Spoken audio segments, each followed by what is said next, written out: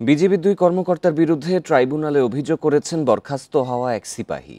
অভিযুক্ত দুই কর্মকর্তা হলেন তৎকালীন region commander brigadier general Sajidur Rahman এবং লেফটেন্যান্ট কর্নেল শফিকুর রহমান। এ বিষয়ে আলোচনা করতে এবার রাজধানীর বনানী থেকে আমাদের সাথে যোগ দিচ্ছেন সুপ্রিম কোর্টের আইনজীবী ব্যারিস্টার এম সারওয়ার হোসেন। আপনাকে স্বাগত।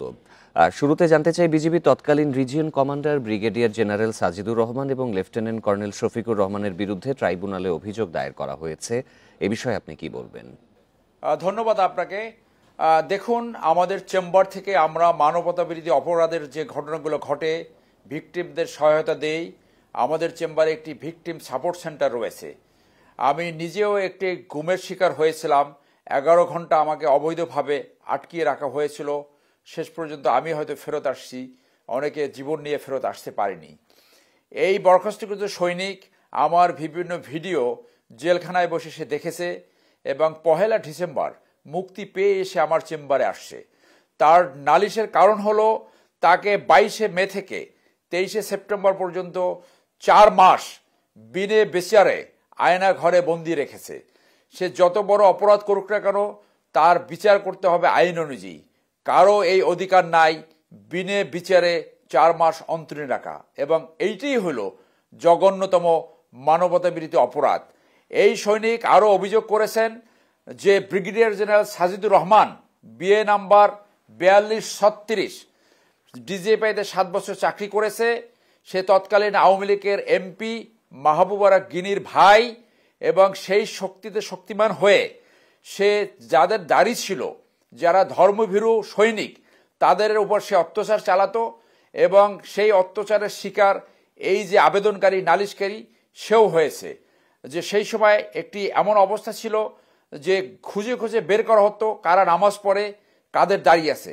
এই সৈনিকের অভিযোগ হলো, আমি যদি নামাজ পড়তাম, আমার দাড়ি রয়েছে, সেই জন্য আমাকে টার্গেট করে আমার কাছ থেকে জোর করে স্বীকারোক্তি আদায় করার চেষ্টা করেছিল।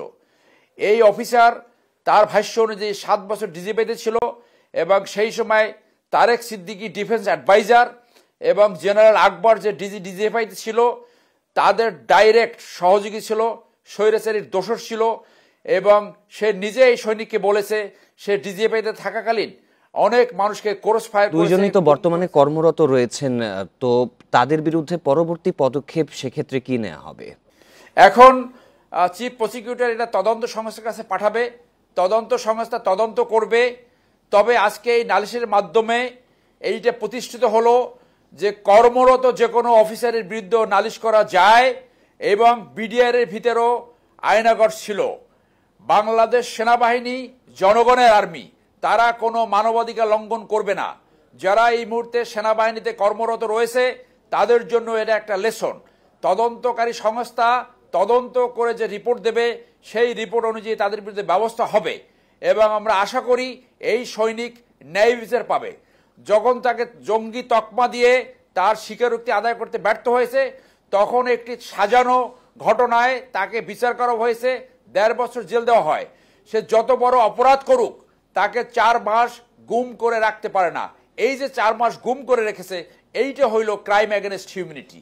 সেইটার বিচারের জন্য সকলের জন্য লেসন হোক। ব্যারিস্টার সারওয়ার, আরেকটি বিষয় জানতে চাই, এই যে গুম করে রাখা ও নির্যাতনের মাধ্যমে স্বীকারোক্তি আদায়ের চেষ্টার অভিযোগ করেছেন আপনারা, এটি গুম তদন্ত কমিশনে অভিযোগ করেছেন কি?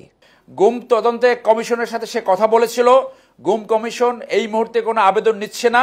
15 তারিখ আবার আবেদন নেবে। 15 তারিখ তিনি গুম কমিশন সংক্রান্ত যে কমিশন, সেই কমিশনে আবেদন করবেন। ব্যারিস্টার সারওয়ার হোসেন, আপনাকে অসংখ্য ধন্যবাদ আমাদের সাথে যোগ দেওয়ার জন্য।